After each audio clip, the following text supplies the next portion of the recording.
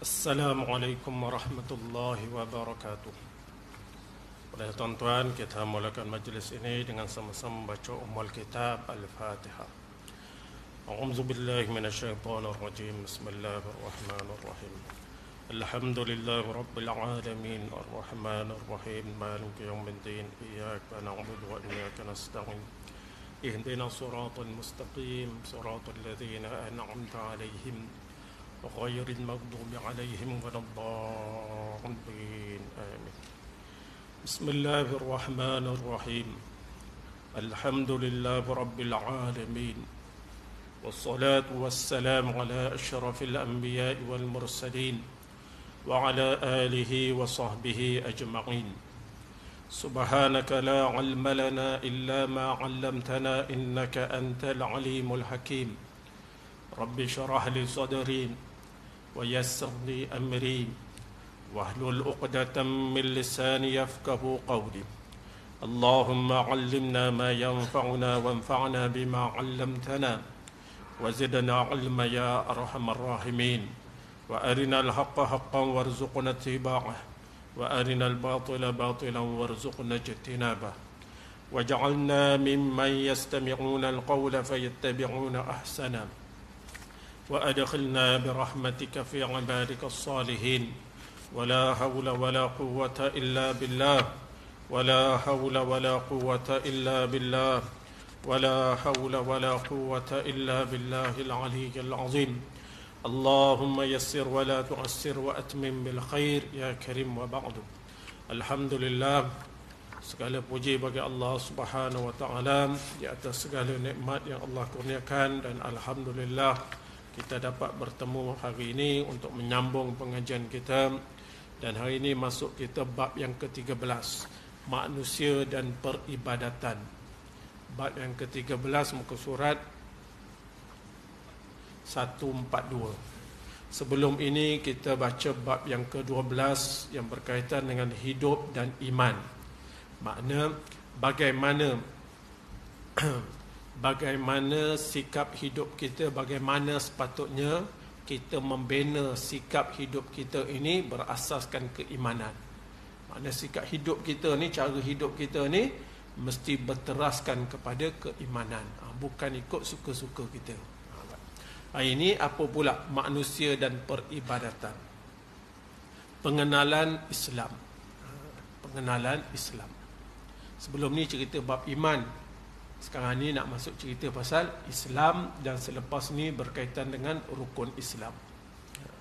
Setelah kita mempunyai keimanan dan membentuk sikap-sikap hidup berdasarkan rukun-rukun keimanan tersebut, atau setelah kita mempunyai gambaran tentang hidup berdasarkan rukun-rukun iman tersebut, apakah yang seharusnya kita lakukan selepas itu? Tadi iman dah ada dah, lepas tu nak buat apa? Iman saja memadai ke? Tidak, ada kerja lain pula.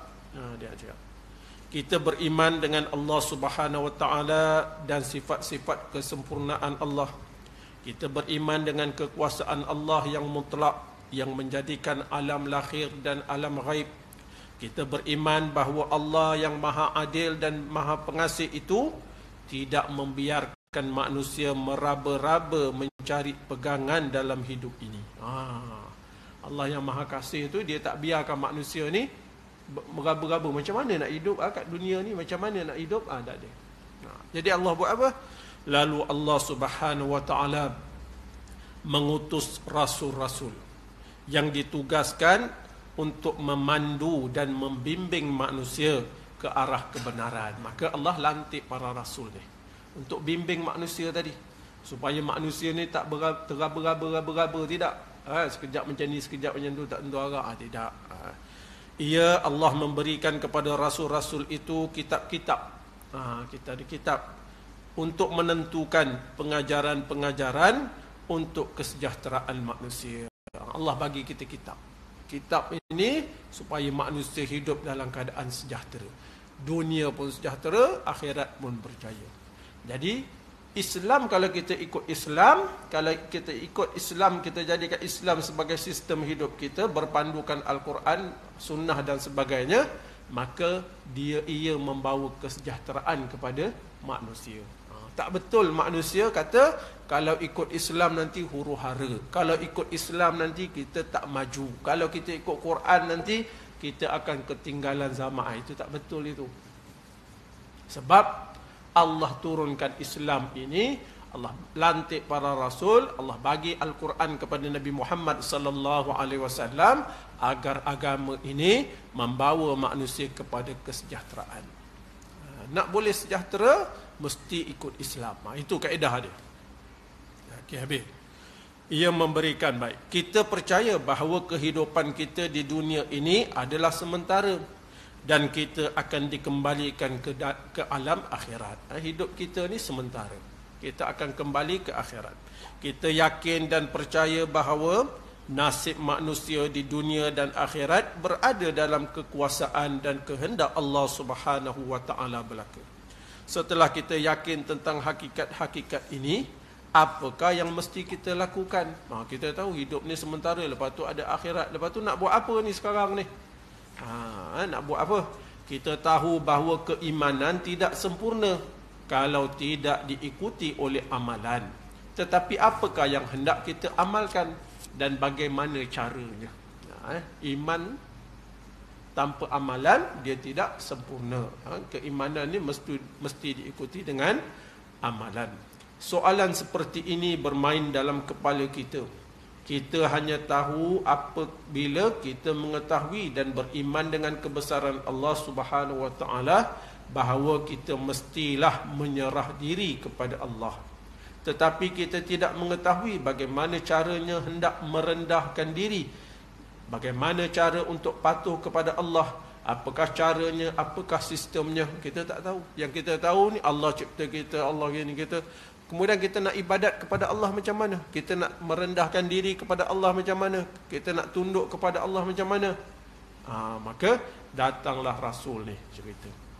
Sudah tentu apabila kita menyadari kebesaran Allah Subhanahu wa taala dan menerima hakikat kekuasaan dan kesempurnaan Allah serta akibat-akibat kebesaran itu, maka kita wajiblah merendahkan diri dan patuh kepada yang menjadikan kita, dan kita perlulah sentiasa bergantung kepada Allah di dalam hidup kita di dunia dan juga akhirat. Jadi bila kita kata Allah ni maha hebat, Allah ni maha berkuasa, Allah yang mencipta segala-gala, Allah yang memberi segala-gala, maka wajib bagi kita merendahkan diri dan patuh kepada Allah Subhanahu wa taala.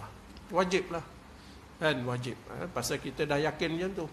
Cara bagaimana kita merendah diri dan patuh kepada Allah Subhanahu wa taala, bagaimana caranya adalah dengan menurut dan mematuhi sistem atau peraturan yang telah ditetapkan oleh Allah Subhanahu wa taala. Bagaimana kita nak merendah diri kepada Allah, mematuhi Allah, mencari keredaan Allah, ialah dengan cara kita menurut, mematuhi sistem peraturan yang telah ditetapkan oleh Allah Subhanahu wa taala. Ada masalah ke macam tu? Setakat yang saya cerita tu logik ke tak logik? Ada benda masalah ke? Tak adalah masalah. Allah cipta kita, Allah tetapkan satu peraturan hidup, maka kita ikutlah peraturan hidup tu. Pasal Allah cipta kita, Allah pula bagi peraturan hidup, kita ikutlah. Barulah kita dapat kesejahteraan. Itu logiklah. Tapi kalau kita cari yang lain, sebenarnya kita mencari suatu kepayahan di atas muka bumi ini. Cara atau sistem hidup ilahi ini terkandung dalam ajaran-ajaran Islam sebagai ad-din. Jadi mana kita nak tahu apa yang Allah perintah ni? Apa yang Allah perintah tu, itulah ajaran-ajaran Islam yang merupakan ad-din. Ad-din. Islam sebagai agama, apa ad-din tu? Ialah Islam sebagai agama yang mengatur hidup manusia dalam supaya sesuai dengan sistem hidup yang ditetapkan oleh ilahi yang serba lengkap dan sempurna. Apa dia? Yang kita nak buat ni ialah kita faham apa Islam ni adalah sebagai mengatur hidup kita ni, supaya ikut sistem peraturan yang Allah telah tetapkan. Kerana apa yang Allah tetapkan itu lengkap dan sempurna. Lepas itu kita ikut apa yang Allah perintahkan. Dan mencakupi segala bidang kehidupan. Bila Allah tetapkan sesuatu, Allah tetapkan sesuatu yang sempurna. Bila Allah tetapkan sesuatu kepada kita, hukum, peraturan, cara hidup, maka sudah pasti peraturan, hukum dan cara hidup itulah yang terbaik bagi kita. Dari cara apa yang disusun, dari cara bangun daripada tidur, daripada mula tidur sehinggalah kepada cara mentadbir negara. Allah beritahu, maka kita ikut. Nabi beritahu, kita ikut. Jangan kita pilih-pilih. Bab semayang saya nak ikut, bab puasa saya nak ikut, bab lain yang Allah tetapkan hukum, tak nak ikut, itu tak boleh. Tak boleh macam tu. Pasal kita kena tunduk kepada sistem peraturan yang Allah tetapkan dalam semua bidang kehidupan kita. Daripada cara bangun tidur, daripada cara sehinggalah kepada cara mentadbir negara dan mengatur perhubungan di antara negara-negara dalam hubungan antara umat di dunia ini. Semuanya ada peraturan di dalam Islam. Nak mentadbir negara ikut pandai-pandai ke? Itu kalau dia tak ada iman. Kalau dia tak ada iman, dia takbir negara ikut pandai dia lah. Kalau dia ni fahaman komunis, dia ikut cara komunis. Kalau dia ni fahaman apa lagi? Sekular, dia ikut fahaman sekular dia. Kalau dia ni fahaman apa lagi? Fahaman liberal, dia ikutlah fahaman liberal dia. Tapi kita fahaman apa? Kita sebagai seorang Muslim yang beriman, fahaman kita ialah kita tunduk kepada peraturan sistem yang telah ditetapkan oleh Allah Subhanahu Wa Taala. Kita tolak semua fahaman-fahaman yang dicipta oleh akal ini. Kita hanya tunduk kepada peraturan sistem yang ditetapkan oleh Allah Subhanahu Wa Taala sebagai pencipta alam ini. Bukan sekadar mengatur hidup di dunia, bahkan mengatur peraturan-peraturan bagaimana menghadapi maut dan bagaimana menghantar manusia ke pintu kuburnya. Islam bukan sekadar mengatur benda yang berkaitan dengan dunia ni, bahkan mengatur segala-gala sampailah ke bagaimana nak masuk lubang kubur ada. Bukan pandai-pandai sendiri, ada peraturan dan caranya.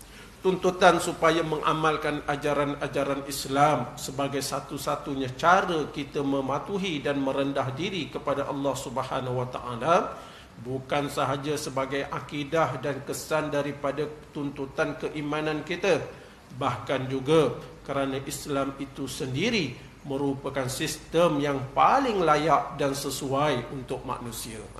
Bukan sekadar disebabkan iman kita, memanglah kerana iman kita beriman kepada Allah, kita tunduk kepada apa saja yang Allah perintahkan.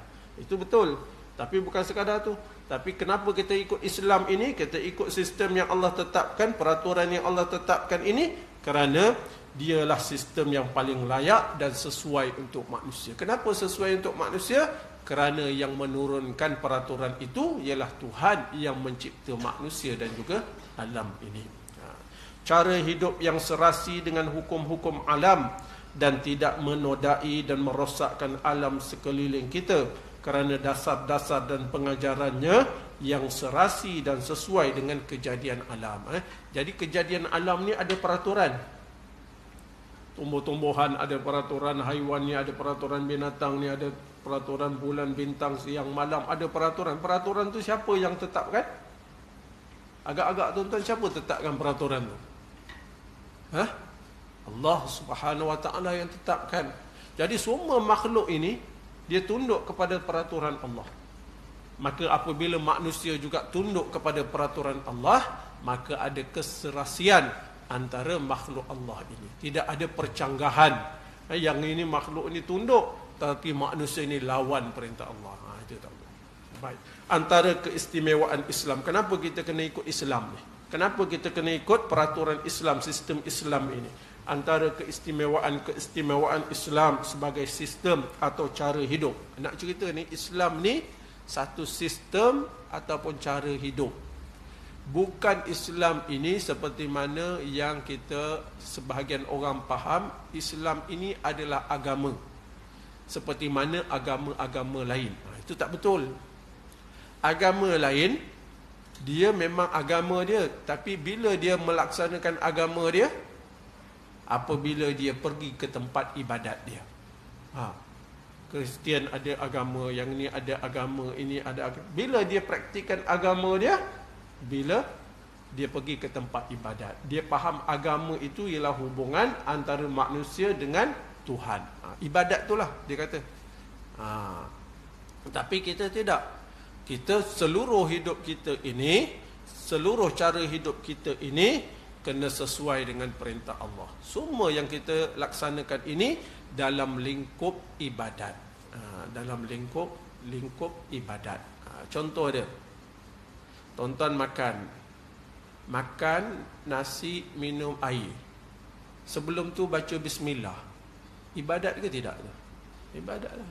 Dekat masjid ke tu? Kat surau ke? Tidak. Bila bangun tidur, Nabi ajar baca doa ni. Ibadat ke tidak? Jadi ibadat ke tidak? Jadi ibadat. Kan? Jangan rasuah ni semua ni. Ini semua peraturan-peraturan. Jadi Islam ini adalah satu sistem ataupun peraturan hidup yang mengatur hidup manusia ini. Kenapa? Apa istimewanya Islam ini? Kenapa kita memilih sistem ini? Kenapa kita nak sangat sistem Islam ini ditegakkan dan dilaksanakan dan dihayati di dalam hidup kita? Kenapa kita nak sangat dengan Islam? Biar tuan-tuan kita faham. Kenapa orang ni nak sangat Islam? Lepas tu tanya pula orang lain, kenapa kamu nak sangat tolak Islam? Baru betul. Ini saya cerita ni, kenapa kita nak sangat kepada cara hidup sistem Islam ditegakkan. Kemudian tuan-tuan tanya pula orang lain, kenapa pula kamu tolak Islam? Sistem Islam, tanya dia. Tanya dengan orang Islam tu, kan? Yang pertama kata dia, Islam adalah cara hidup untuk manusia yang datang daripada Allah Subhanahu wa taala. Itu satu. Kenapa kita nak sangat Islam ini, cara hidup Islam? Kerana dia datang daripada Allah Subhanahu wa taala. Maka ia adalah ciptaan yang maha mengetahui. Islam ini peraturan daripada Tuhan yang maha mengetahui. Dengan lain perkataan, Islam adalah sistem atau cara hidup yang dibentuk berasaskan ilmu Allah yang maha sempurna, berbanding dengan lain-lain sistem dan cara-cara hidup yang berasaskan kepada kejahilan, kekurangan manusia, berbanding dengan sistem-sistem lain yang berasaskan akal manusia yang serba jahil dan serba kekurangan. Jadi kenapa kita tolak yang lebih sempurna ini? Itu. Allah mengetahui rahsia dan segala hukum apa yang baik dan buruk untuk manusia. Allah ni bila buat sesuatu, dia cipta kita, dialah yang maha mengetahui apa yang baik dan yang buruk untuk kita. Allah mengetahui rahsia dan segala hukum-hukum dari tabiat semula jadi, kerana dialah yang menciptakan makhluk ini. Allah yang tahu. Allah Subhanahu wa taala, apabila Allah Subhanahu wa taala mengetahui semua yang telah lalu, yang sekarang dan yang akan datang. Ada manusia tahu macam tu? Ada manusia tahu sebelum ni macam mana, sekarang ni macam mana, akan datang macam mana? Manusia tahu? Tak tahu. Yang tahu siapa? Allah yang maha mengetahui. Dan Allah yang maha sempurna, maha mengetahui ini, dia tetapkan peraturan, dia tetapkan sistem. Sudah pasti peraturan sistem itu yang paling baik dan paling sempurna untuk diamalkan oleh manusia. Tapi kalau kita bergantung kepada akal manusia itu serba kekurangan. Ini cerita apa ya? Cerita ni gini. Cerita dia, kalau dalam hidup kita ni ada peraturan, ada hukum yang Allah dah tetapkan, kita ikutlah apa yang Allah tetapkan. Jangan kita cari yang lain. Tapi kalau dalam kita bermuamalah ni, kita tengok jalan raya ni berapa lane nak buat, ada ke dalam Allah tetapkan? Ada Allah tetapkan. Jalan raya kalau nak buat mesti 3 lane, lepas tu mesti ada tol, baru negara kaya ada. Tak ada. Yang itu bergantunglah kepada akal fikiran kita. Kita fikirlah. Maknanya apa? Kita nak cerita apa yang Allah dah tetapkan, kita tunduk, taat, patuh, laksanakan. Apa yang Allah beri kepada manusia kebebasan untuk fikir, maka manusia fikirlah dengan sebaik-baik. Mengikut asas, jangan mendatangkan mudarat kepada alam ini. Fikirlah. Dengan asas, jangan membawa mudarat kepada alam ini. Tak boleh kita fikir-fikir sendiri, oh ini kita bebas, kita nak fikir. Tapi dia fikir, dia buat satu benda yang membawa mudarat kepada makhluk Allah. Itu tak boleh itu. Macam tu. Jadi bila Allah dah tetapkan, kita ikut. Adapun perkara lain yang Allah beri kepada kita untuk fikir, kita fikirlah untuk mencari benda yang terbaik dengan asas supaya semua yang kita buat itu berdasarkan akal itu mendatangkan kebaikan kepada alam ini. Baik. Dialah yang menciptanya. Ini Allah Subhanahu wa ta'ala mengetahui semua perkara yang lalu, sekarang dan akan datang. Apabila Allah Subhanahu wa ta'ala menentukan satu sistem hidup untuk manusia, Allah tentukan satu sistem hidup untuk manusia, maka sudah pasti sistem itu sempurna dan serasi serta sesuai dengan hukum-hukum dan tabiat semula jadi manusia, kerana manusia tidak mengetahui semua rahsia mengenai dirinya, tentang hakikat rohaninya dan sebagainya. Mengenai hukum-hukum dan rahsia alam, mengenai perkara-perkara yang lalu, sekarang dan akan datang, sudah tentulah cara hidup dan peraturan-peraturan yang ditentukannya tanpa berpandukan hukum Allah dipenuhi kekurangan, kesilapan, kezaliman dan pertentangan dengan tabiat semula jadi manusia dan rahsia-rahsianya. Dia cerita apa ni? Banyak dia cerita, baca buku senang lah tak? Tapi bila dengar tak faham apa benda tadi, cerita banyak ada. Jadi Allah Subhanahu wa ta'ala yang mencipta manusia dan alam ini, maka bila Allah tetapkan sesuatu sistem, sudah tentulah sistem dan peraturan itu sempurna dan serasi dengan alam dan juga manusia. Sebab Allah yang ciptakan kita. Dan sesuai dengan jasad kita dan juga rohani kita. Sistem peraturan yang Allah tetap sesuai. Adapun kalau kita bergantung kepada manusia, hukum, sistem kita nak laksanakan ikut akal yang dicipta oleh manusia, sedangkan manusia ni tidak tahu perkara-perkara yang telah lalu, yang akan berlaku sekarang, yang akan berlaku selepas ni, manusia ni tak tahu. Maka apabila dia menetapkan sesuatu hukum, sedangkan hukum tu Allah dah tetapkan, dia cari hukum yang lain, dia nak tetap dengan akal dia, maka sudah pastilah hukum yang diciptakan itu penuh dengan kekurangan, kesilapan, kezaliman dan sebagainya. Dia cipta hukum, dia fikir hukum, ini elok, untuk kita kenakan orang ni, kita kenakan orang ni. Apa pasal dia tetapkan hukum. Dan bahkan kadang-kadang dan kebiasaan bertentangan dengan tabiat semula jadi manusia. Sebab manusia ni dia tak tahu tentang rahsia dirinya sendiri. Okey, habis. Kenapa kita nak kepada Islam? Kenapa kita nak sistem dan cara hidup yang ditetapkan oleh Islam ni, oleh Allah? Yang kedua, kerana sebabnya ialah Islam adalah cara hidup yang menyeluruh, yang mengatur semua bahagian daripada kehidupan manusia. Yang tadi kerana ia datang daripada Allah. Yang kedua, sistem peraturan yang Allah tetapkan ini sempurna. Sempurna. Allah mengatur semua bahagian daripada kehidupan manusia. Islam adalah satu sistem dan cara hidup yang melengkapi semua kegiatan hidup manusia.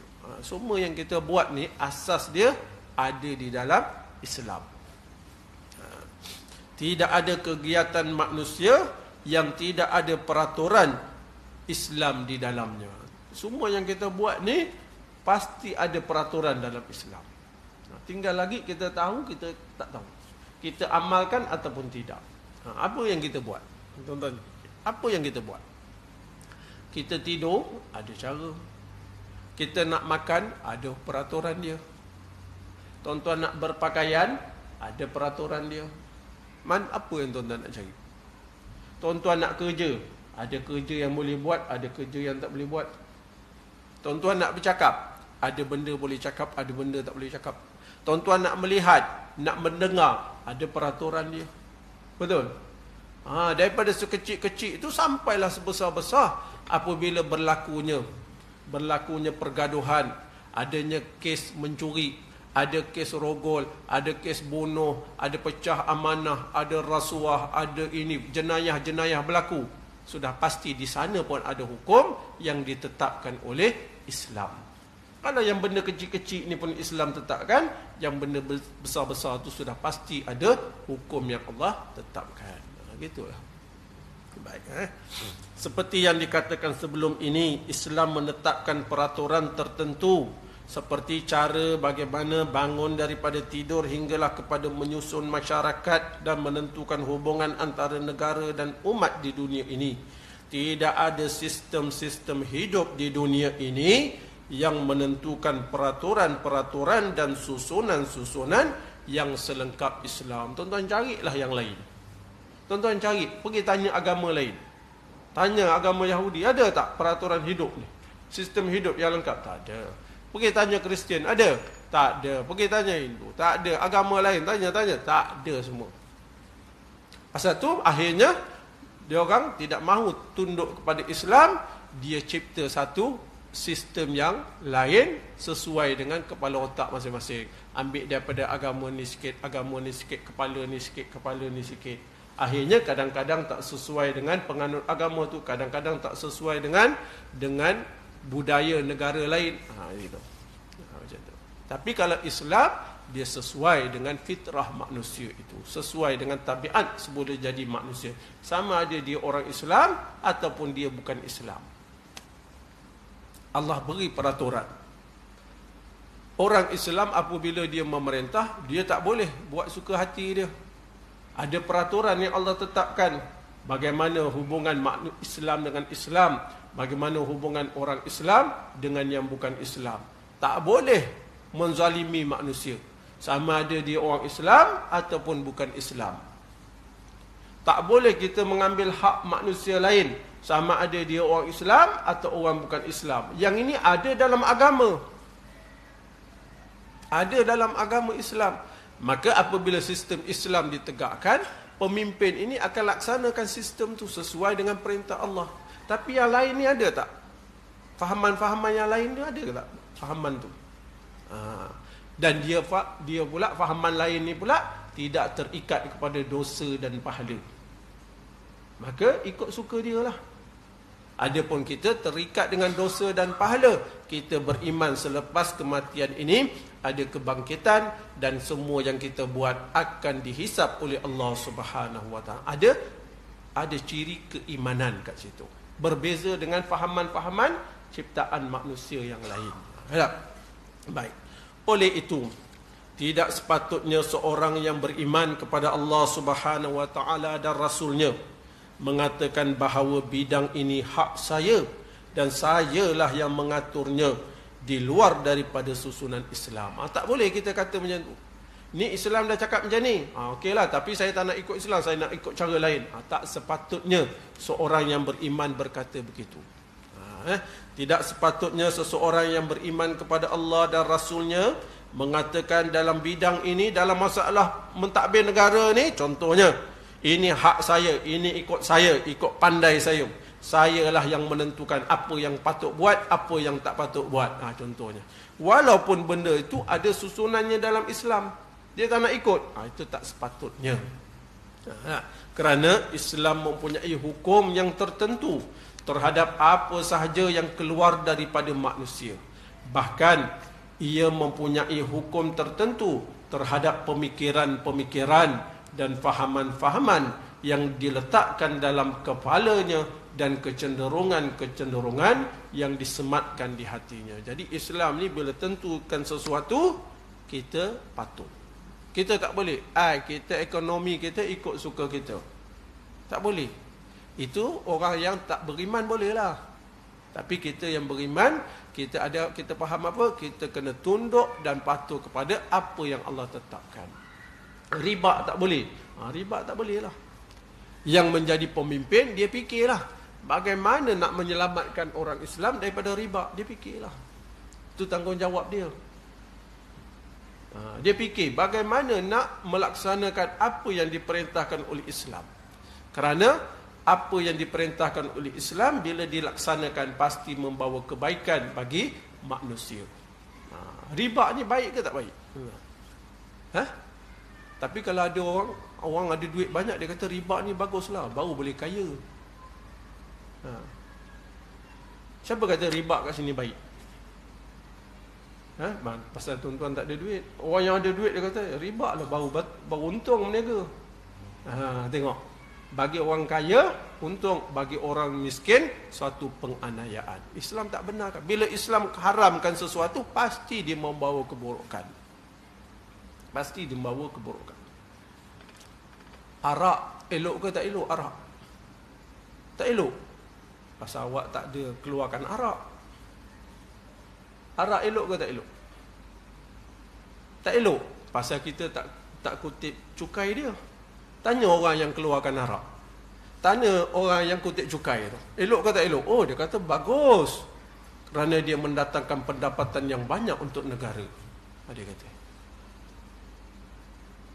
Yang buat arak tu, bagus tak? Tanya dia. Bagus. Ini bisnes yang tak akan rugi, dia kata. Bila dia minum 5 botol, lepas tu dia nak minum 10 botol pula. Memang tak kurang-kurang. Contoh, ini bagi senang faham. Bagi dia yang mengeluarkan, yang kutip cukai itu, dia kata bagus arak ni. Tapi hakikatnya arak itu membawa kepayahan, kesusahan, meranakan hidup manusia ni. Maka Islam haramkan. Tiba-tiba judi baik ke tak baik? Judi tak baik. Pasal apa? Pasal saya selalu judi, main judi kalah aja. Dia kata tak baik. Orang yang buat judi, dia kata judi bagus. Kerana kita dapat untung banyak. Yang main judi ni jarang-jarang menang. Maka dia mendatangkan mudarat. Habis duit, cari duit banyak-banyak, habis duit dengan judi. Itu yang kita boleh faham. Itu yang kita boleh faham. Nak cari apa alasan, apa hikmah.